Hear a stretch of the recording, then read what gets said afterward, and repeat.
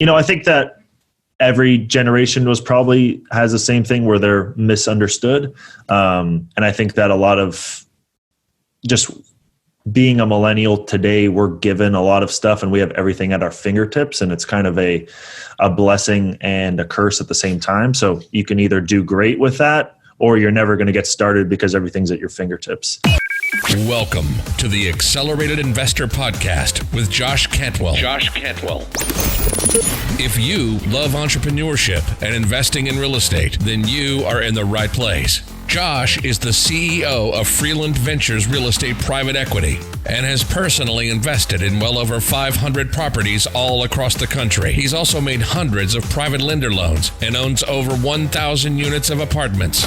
Josh is an expert at raising private money for deals, and he prides himself on never having had a boss in his entire adult life. Josh and his team also mentor investors and entrepreneurs from all over the world. He doesn't dream about doing deals. He actually does them, and so do his listeners and students. Now sit back, listen, learn, and accelerate your business, your life, and your investing with the Accelerated Investor Podcast. So, hey, welcome back to Accelerated Investor. Thanks so much for joining us. And if you've been following the podcast for a long time, or whether you've just joined us, I want to welcome you back. And if this is your first episode, welcome to Accelerated Investor. We've had amazing guests on over the years, including Kevin O'Leary from Shark Tank, and Barbara Corcoran, and Jack Canfield, and Rod Khleif, and Michael Blanc, and just amazing guests. And we are super excited to be able to interview today someone who speaks to a sort of a specific niche. Those of you that are millennials, recently graduated, recently out of college, and looking for whether it's building long-term wealth or whether it's a silver bullet strategy to make big income. His name is Antoine Martel, and he joins us from Southern California. He's been investing for a few years. He's built up a portfolio of over 100 single-family rentals and multifamily units. He's now into syndications, and we're going to talk today about the process for building wealth. We're going to talk about building wealth through singles and doubles and base hits, and building long-term wealth and making good long-term decisions. And also talked a little bit about Antoine's core audience of millennials and how those people can build wealth.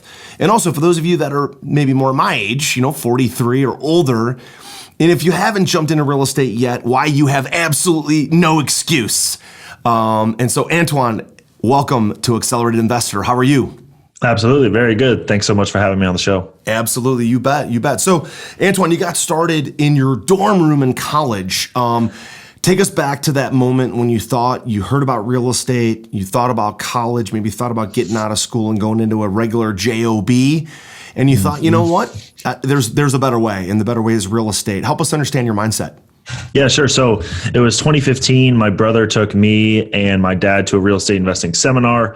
We learned about flipping houses, wholesaling, apartment buildings, all that kind of stuff. Very, very high level stuff, but it just got the juices flowing for me, my dad, and my brother about real estate, and that this is something we needed to do. I don't come from a real estate family or anything like that. My dad had a full-time job and had been doing that for 30 years, doing project management for software companies and stuff like that. And my brother was in college. I was in college.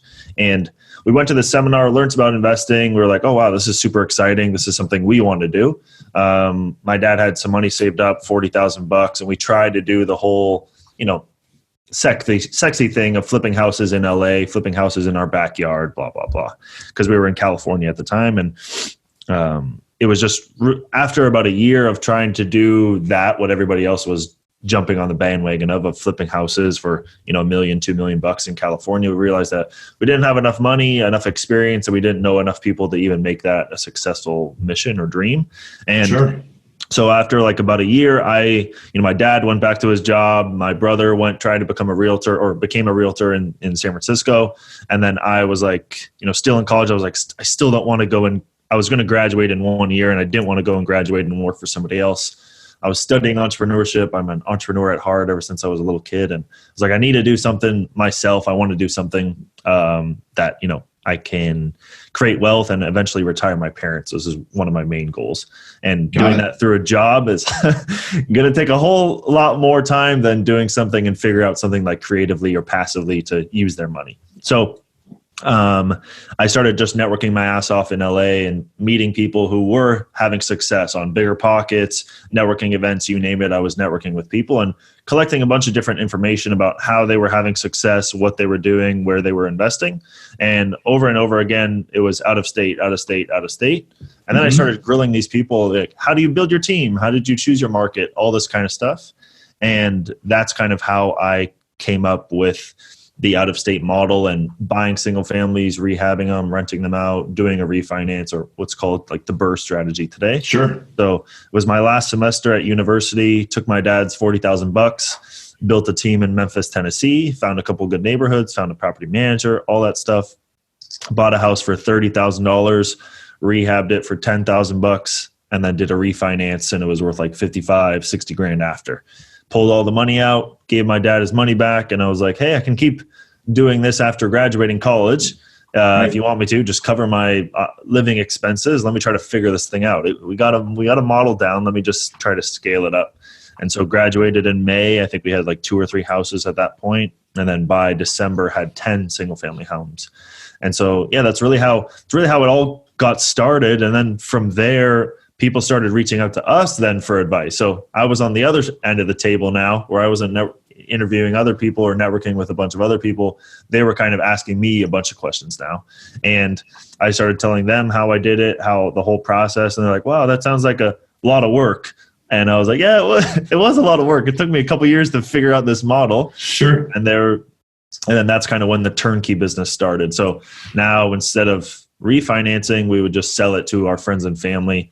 They would buy the house. We would help them with property management, insurance, the loan, all that kind of stuff. And so, now we would go and buy that property, rehab it, rent it out, and then sell it instead of refinance. So they're pretty much flips for us. What's interesting, Antoine, is people's perspective, right? Like, so, God, that sounds like a lot of work versus they actually go to work, right, for 35 years. Yep. You were able to basically retire your parents in less than 2 years. Yep. And put yourself in a position to retire very, very quickly, doing something you actually love, doing it even remotely from LA into Memphis. And they think that's a lot of work versus 35 years on a job and then barely being able to retire themselves, let alone retire their parents. So maybe just talk about the mindset. So what, the people that some of the millennial mindset versus, those people that are maybe in their 50s, 60s, 70s that all they know is the slave and save model, right? Yeah. I think definitely the model has changed to generation.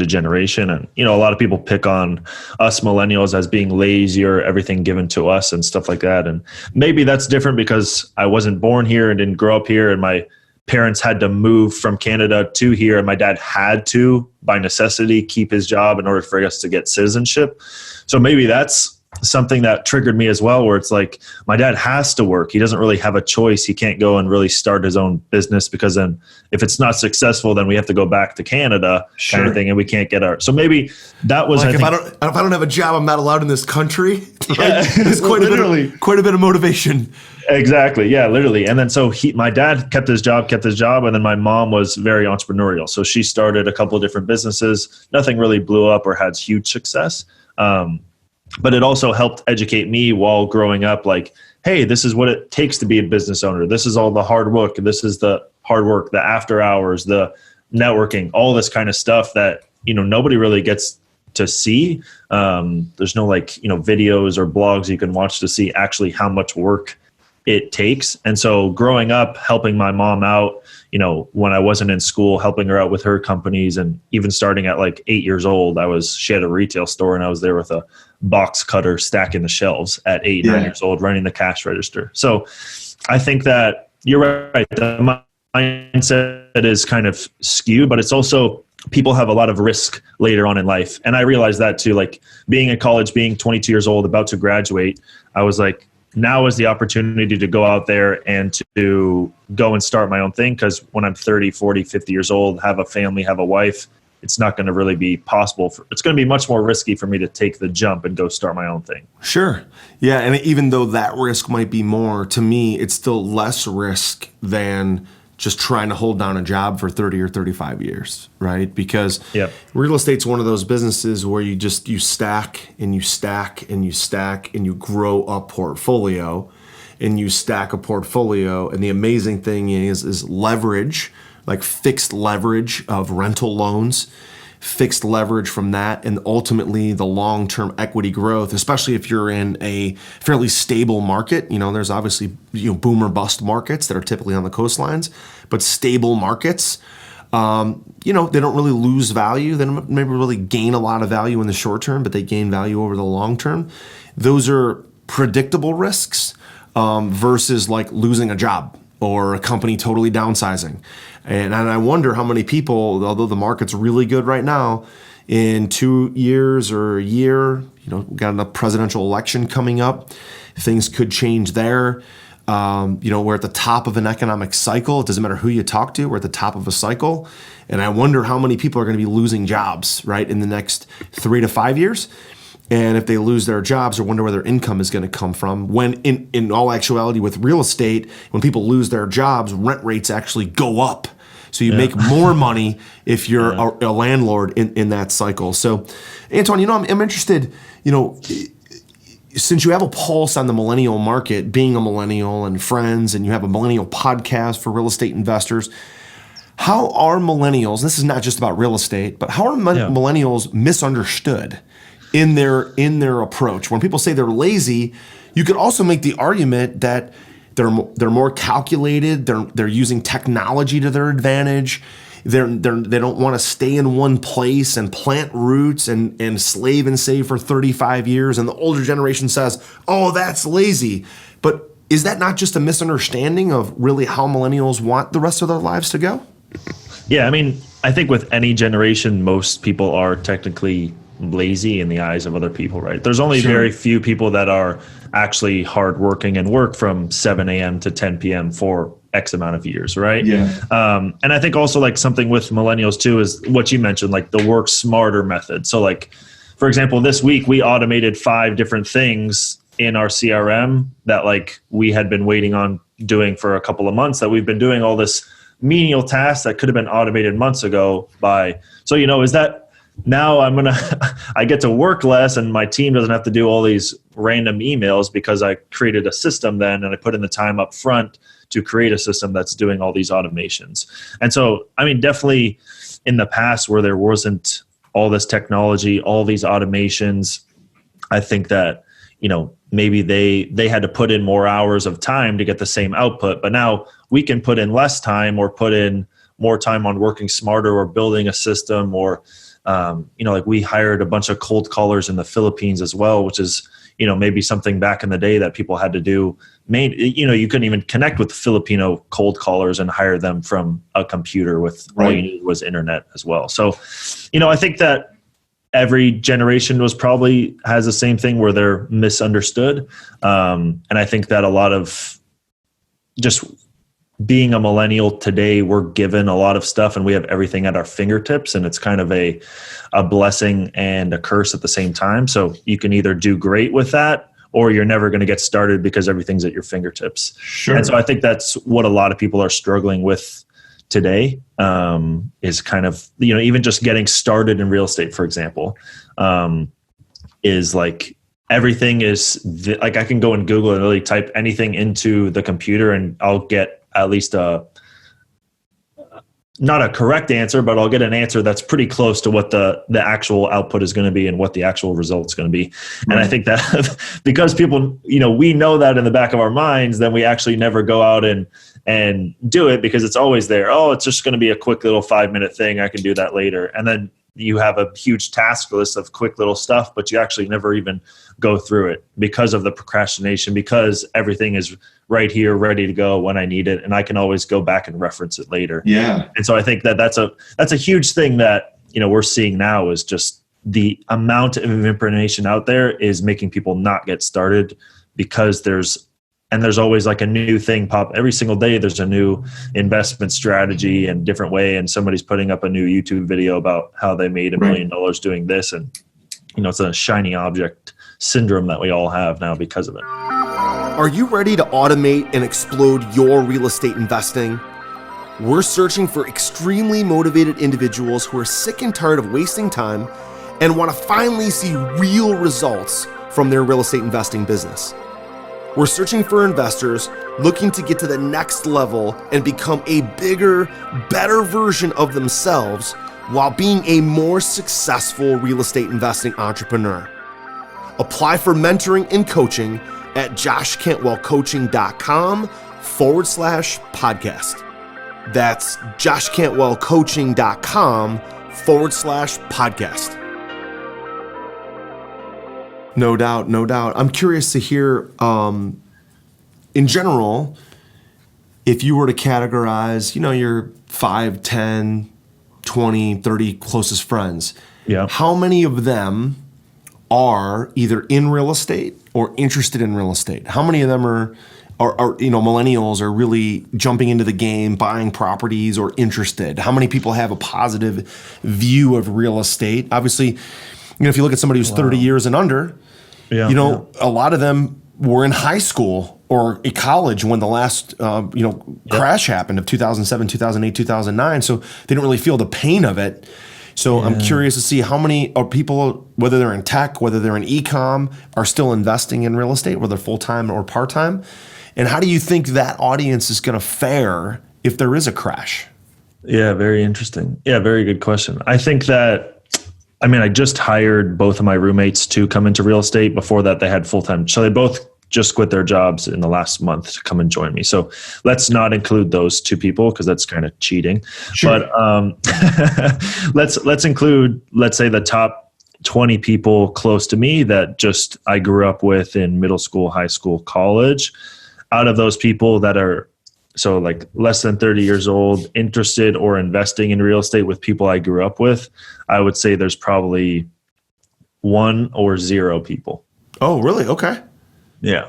That are interested in real estate investing or have made effort to invest in real estate or have, and I mean like serious effort, not like reading a blog post and then thinking about it and then doing it. Like somebody who actually took action to go out and invest in real estate.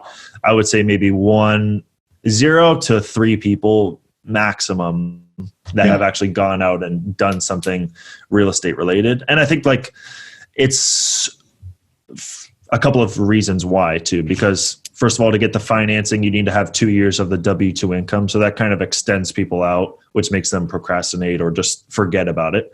And then the other thing too is just the amount of cash needed to save up. So like with everybody that I grew up with still lives in California. Most of them still live in California. Let's assume they're all in California.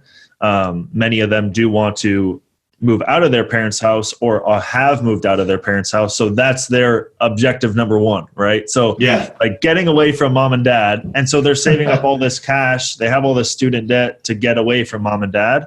And then that's their goal number 1. And a lot of them are still trying to achieve that or have recently achieved that. And because they've recently achieved that, now they're cash depleted and now they don't have the investment funds to go out there and And even though it could just be $20,000 to buy that first turnkey property out of state, it still is a far stretch because of the cost of living and the income is not really matched or not going up at the same scale as the cost of living as here in LA or San Francisco Bay Area. So I think it's just very difficult. And then you take into student loans into account because a lot of these people out of that group of 20 or 30 people, like, 90% of them are going to have student loans.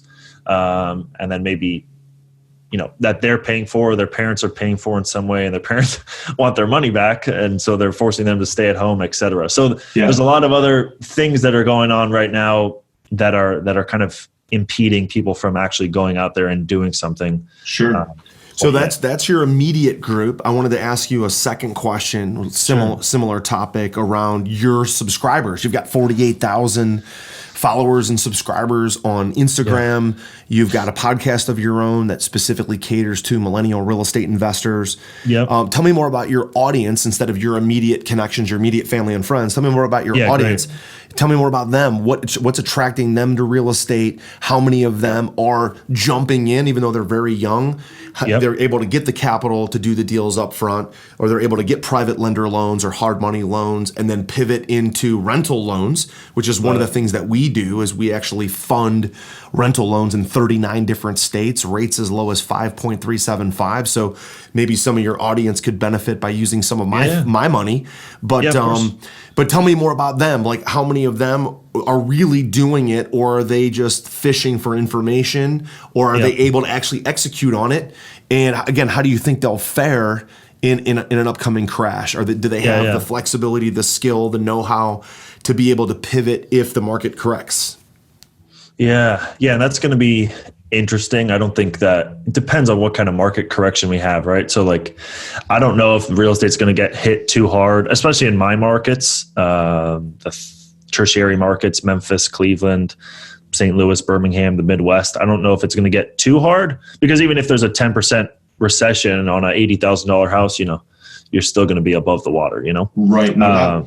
And then, so I think that if people are going down that route, then great. If you're flipping houses or doing Airbnb in LA, then it's going to be, especially the Airbnb model, it freaks me out, because if there is a recession, the first thing people are going to do is going to be stop traveling and stop getting the very nice, expensive Airbnbs, which, so I think that's a very scary model to get into right now. But let's go back to the 50,000 followers that I do have. I think that out of those people, I think, the people that are actually going out there, no matter what the age is. So the age range for me is really like 17 years old to 27 years old is probably the age range of my following. And those people, out of those people, I would say like 70% or 80% are out there fishing for information. And then out of those people, I would say that anything from 20 to 30% of those people are actually out there doing something. Whether it's as simple as wholesaling and sending direct mail or doing something like that, I would say a quarter of them are actually out there doing it, taking action. Whether it's successful or failing, it doesn't really matter to me. As long as you're out there taking action, you're going to learn. It's just going to take time for you to figure out what's the best strategy for you with your budget, Yeah. You don't win or lose, right? You win or learn. And that's really what it's all about. So let's talk a little bit more about some of the myths about real estate, right? This doesn't matter age, doesn't matter if you're 23, 43, or 73. You don't have to have millions of dollars to invest in real estate. So you've been able to build up 100 unit plus rental portfolio in a very short amount of time, retire your parents, and didn't have millions of dollars at your disposal. So I imagine you used, you were creative, you were flexible, you used resources, you were resourceful, trying to get access to private lender loans, hard money loans, private money, acquiring properties, and then refinancing. So how were you able to build up this portfolio without having, a silver spoon in your mouth? Yeah, great question. So it all started with that $40,000, and that's how we went out and bought that first house, rehabbed it, rented it out, and then did the cash out refinance. So great. Now I had my money back, and I was like, how do I scale this thing with just $40,000? It's going to be through leveraging guys like you or other private money lenders, whatever you want to call them. And so leveraging other people's money was the way that I was able to do it. And so then I was like, hey, what if I take my 40 grand and put 4 grand into each house and fund the rest of it? Now I can do 10 houses at once instead of just one house. And then, paying them back whatever it was, interest or equity in the deal or ownership or a percentage of the cash flow, whatever I needed to do, because as long as the team on the ground could handle that capacity, then I was like, all I need is the money. The team on the ground, we've done 1 deal, now we've done 2 deals, now we've done 3 deals. Like, we're building a system in place that's working. All I need is more money. And so I realized that, and that's when I went back out there and started networking my ass off again. And now it was a different kind of networking. It wasn't just learning. It was now educating people and then asking them, hey, I know you want to invest in real estate because I found you on Bigger Pockets. How about investing with me? Here's some deals I've done. And here's a deal I have under contract that I'm looking for an investor on. Do you want to partner up with me? And so that's how I was able to really go from, 1 house a quarter to, 1 house a month to 10 houses a month and keep scaling up. That's great. Great. My newest and most powerful real estate investing book, The Flip System, is now available And for a limited time, you can grab your free copy at getflipsystem.com/podcast. Using the same proven principles, secrets, and investing strategies I'm sharing in this book, I've been able to personally close over 750 highly profitable real estate deals over the last 15 years, make over 400 private lender loans, raise over $30 million of private money, and acquire over 2,000 units of apartments. Get my newest book now for free for a limited time at getflipsystem.com/podcast. That's getflipsystem.com/podcast. Tell us about your favorite acquisition strategies. You're essentially investing virtually. You're investing from LA. You're using VAs in the Philippines, but you're investing in Memphis. You're investing in my backyard. I'm in Cleveland, right? This is the market that we dominate in, and we're a heavy, big lender in. We have a landmark property in downtown Cleveland under contract to buy, 350,000 square feet. And so we're a big player in the Cleveland market.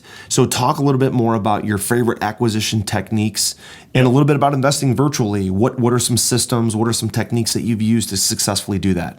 Yeah, so our acquisitions, again, we're buying around 10 houses a month right now. And so I would say half of those come from the MLS still today. So there's still a ton of deals on the MLS. It's just a numbers game on how many offers you can get out. And then the other quarter, then one quarter would probably be from broker relationships. So brokers sending us deals because we've done past deals with them.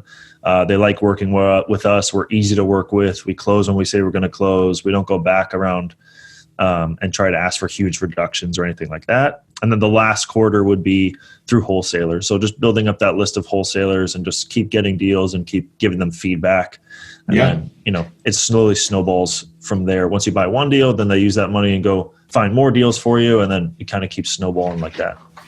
Yeah, that's great. And tell us a little bit more about, again, some of the automation strategies that you use. Like using VAs in the Philippines is an automation strategy. Building tech into a CRM is an automation strategy. You use ringless voicemail for private investors. That's using tech. These are automation strategies. So what are some of your favorite ways to automate your business and some tech that you've built or CRMs that you use to allow you to do this at scale?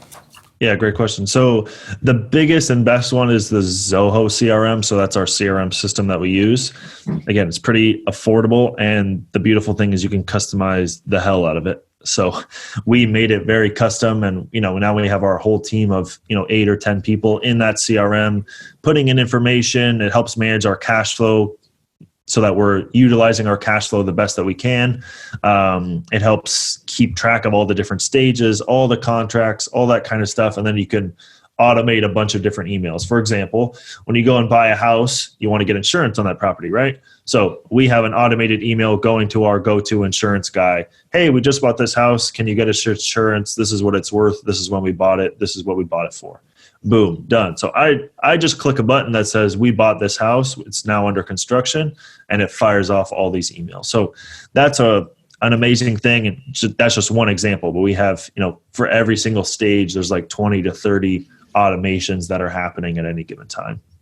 So that's killer. Yeah. So that's one of them. And then the other biggest one that we just implemented about a month or so ago that we were doing all manually was managing cash flow. So with the turnkey business, just like any other business, managing cash flow is the key, and it's the demise of a lot of companies as well because they can't manage their cash flow. So what we did is we actually, using a tool called Zapier, we were able to scrape all the information from our CRM onto pretty much a Google sheet, and that does all the math for us about our cash flow, how much unpaid, because think about it, you have all this stuff under contract, 10 houses that you need to buy and rehab. So you need money for that. You have all these unpaid bills for houses under construction for invoices. And then you have money coming in from properties being sold. So it's kind of like this whole equation that's never ending, and it's continuously adding and subtracting. And so we just did this a couple of weeks ago, and we made like a Google sheet that does all the math for us. Everybody on the team can go in there and kind of see where we are, how much money we have left over, how many more houses we can buy, and kind of helps us gauge if we need to go buy more houses or sell more houses or just chill out for a little bit. So that's a huge thing for us. And it's something that we were doing all manually. And we all last year were doing it manually, and we're like, how the hell can we fix this and blah, blah, blah. And we finally figured it out through Zapier. So we've been doing a lot of stuff through Zapier now to automate a bunch of other tasks we were doing manually. That's phenomenal. That's phenomenal. So Antoine, as we kind of round third here and head for home with this interview, tell us a little bit more about, I have a lot of passive investors who they have a job, maybe they like it or they're retired, and they're just looking for income and they want to buy turnkey rentals. So talk about Martel Turnkey as far as a turnkey rental business. You did over $10 million worth of real estate. You're going to double that in the next year. Tell us a little bit more about that company. If somebody wanted to buy turnkey rentals, how can they get in touch with you guys? How does the process work for that? Yeah, absolutely. Yeah, awesome. So we're a full service turnkey rental property company. So we'll go out, buy properties, renovate them, rent them out, put a property manager in place, and then sell them. We help all our clients get financing, insurance, and give them the third party property manager on the ground. So it's super simple, super easy to use, and we connect you with the whole team on the ground. That's not like under my umbrella or anything like that. And then normally those houses sell for like around $80,000. So people come in, put 20% down, $16,000, a couple $1,000 in closing costs. So they're all in for just shy of $20,000. And then for that investment, they make, $200 to $300 per month in positive cash flow. So it's a great way for people to get started. If they do have that full-time job, have 20 grand in the bank, good credit score, W-2 income for the last couple of years, and they can go and get financing. And it's a great way to kind of dip your feet into the real estate investing game. And it's not a long-term strategy for a lot of people, but it's just a great way to kind of get started, get your feet wet, and get your money working for you in the real estate investment world. No doubt. Yeah. With $20,000 down, if they're making about $2,400 a year, that's a 12% cash on cash return. If they're making $300 a month, $3,600 a year, it's more like a 15 to 17, 18% cash on cash return. It's a great place to start, right? Plus you have depreciation, appreciation of the property. And again, my company at Freeland, we step in and fund those types of investments for investors all the time as the first mortgage senior debt with rates as low as 5.375. So, using Antoine's turnkey rental business, if you need financing to buy those turnkey rentals, definitely reach out to us at freelandlending.com. And so, Antoine, we'll have to talk a little bit more on a different call about, us kind of partnering up on some of that stuff, because if those are the types of deals you guys are doing, we can fund them. You guys can turn more properties, more happy clients, and for us, more borrowers and clients as well. So let's definitely have that conversation offline. So Antoine, listen, you've got 48, almost over 50,000 followers on Instagram. You can find him at Instagram.com/Martel Antoine. Also, his podcast is called The Millennial Real Estate Investor. You can find that anywhere podcasts are found, including iTunes, Stitcher, and other places like that. Also, look him up on his personal website at martelantoine.com. Antoine, listen, thank you so much for sharing us a little bit about your mindset, how you built over 100 single-family rentals, retired your parents, and continue to build on that as a young millennial. I appreciate your perspective. Thanks for being a guest on Accelerated Investor. Absolutely. Thank you so much for having me. You bet. You've been listening to Josh Cantwell and the Accelerated Investor Podcast. Leave a comment on our iTunes channel and let us know what you want to learn next or who you'd like Josh to interview. While you're there, give us a 5-star rating and make sure to subscribe so you can be the first to hear new episodes. Follow Josh Cantwell and his companies, Strategic Real Estate Coach and Freeland Ventures, on all social media platforms now, and stay up to date on new training and investment opportunities. To start your journey toward the lifestyle you've always dreamed of, apply for coaching at joshcantwellcoaching.com.